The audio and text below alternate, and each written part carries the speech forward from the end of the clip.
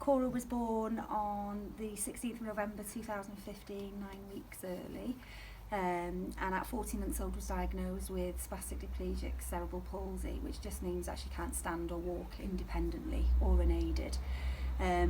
So we got the diagnosis in the January of 2017, and then we found out a few months later, wasn't it, that there was an operation she can have called SDR, selective dorsal rhizotomy. It's not easy.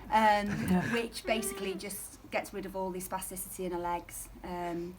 So we were looking at America initially, but her orthopaedic consultant recommended Bristol. But unfortunately it's not available to us in Wales on the NHS, so we had to fundraise for it.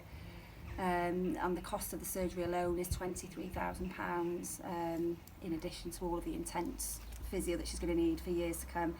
So we set about fundraising in January of last year, and within 6 months we'd raised not only what we needed for surgery, but thousands of pounds more, so we raised about £65,000 for that. Wow. A colleague of mine who I work with, her mother-in-law heads up the Superkids charity, and she had put us forward for the holiday to Havana Moor.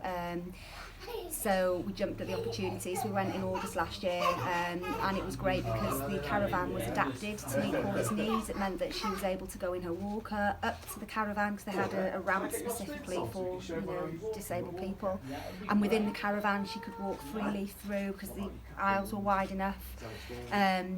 So we went for about a week, and it was lovely. It was completely relaxed. There was no physio because Cora at that time, and still is, having such intense physio. She has it 4 days a week at the moment.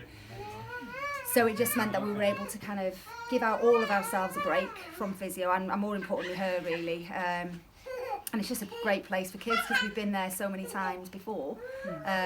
But it doesn't come cheap in August, does it? In the holiday season. And it was just lovely, so comfortable, and just what we needed at that time.